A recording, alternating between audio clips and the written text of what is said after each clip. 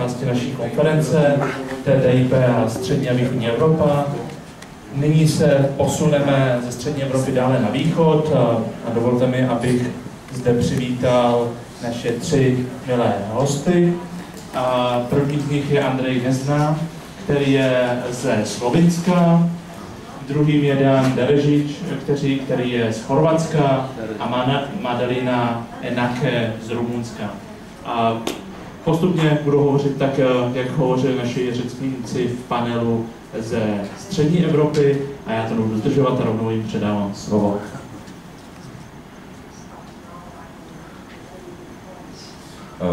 Hello, thank you for the invitation. As said, my name is Andrej, I come from Monotera. We are an NGO dealing with sustainable development, and we started campaigning on, or better said, against TTIP in end of 2014, somewhere around there. And since then it's been quite a far way, and we did manage actually to get some communication starting with our government and the officials at the ministry. So what I would present today is more or less the economical study that was done for Slovenia, that was ordered by our government, and some of the positions that were adopted to date by our government and the officials from the ministry. And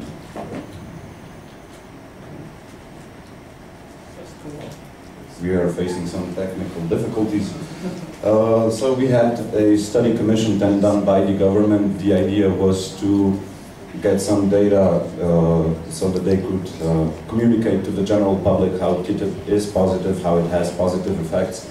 But unfortunately, the study turned out with some minor figures on GDP growth, and they were actually even negative in certain scenarios. So it was quite an embarrassment for them to go along with that study. I think the study was done quite well. It's been really honest. As I read it, the basic message of the study is be prepared. If either you want positive impacts, you have to be prepared, and be prepared against possible negative impacts. And you still don't have it up there? It's going. So už tam něco vidět. Chtělo by to více světla, jasno. But perhaps during this time I can say a little bit. We have a coalition as well as other partners that were prior to me here, and it's quite similar actually. There's about 30 of us, trade unions, NGOs, even some political parties that are in the coalition, but when it comes down to hard work, it's 4 or 5 of us that really do all the stuff. Podlaha. Two desktops together. Je tam podlaha. Přemek. Jo, Přemek, to je konec, ten je už v důchodu. Už dole. A jo, ten byl dobrý, to se mi líbil. Měl takovej cit pro to, víte, pro tu zahradu a pro lidi jako zahrádkáře.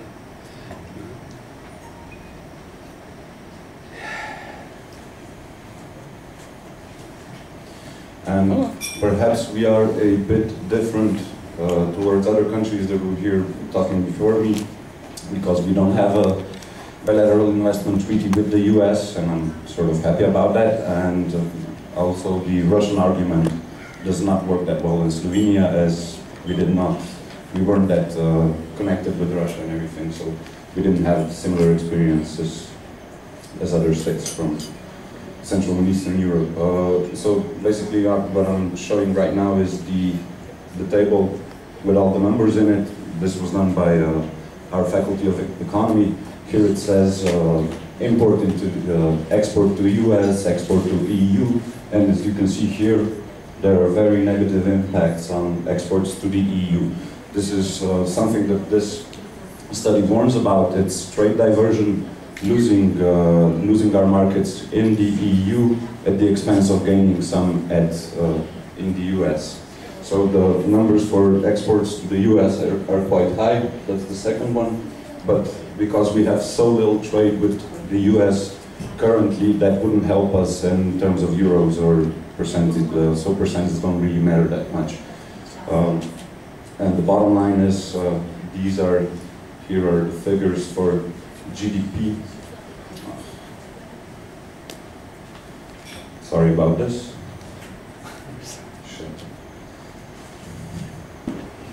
So basically the table said that this one right on top is GDP, and it says that it would range from minus 0.02 to 0.27 plus, so it's plus minus nothing basically. And what it says, the study, is that all simulation scenarios show that imports and exports would decline in each scenario, and this blue line, the bigger one, is the graph for the share of exports that we would gain into the US, and the other one is about losing the exports to the EU. And what the main problem is that the trade we have already with the US is already fairly liberalized. There are not many non-tariff barriers or tariff rates or custom duties, so it wouldn't help us very much. And what it did, this study, was as well that they took simulations on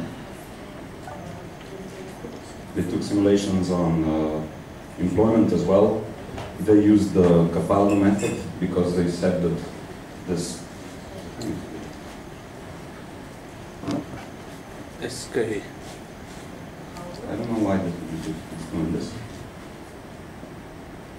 So basically, they said that we would lose, the study predicted that we would lose about 200 or 400, between 200 and 1,500 jobs because of TTIP. But I can't shift because if I press numbers, other programs open. So I guess we'll have to go like this. I wanted to show roughly which sectors would be hit worse off, what would be motor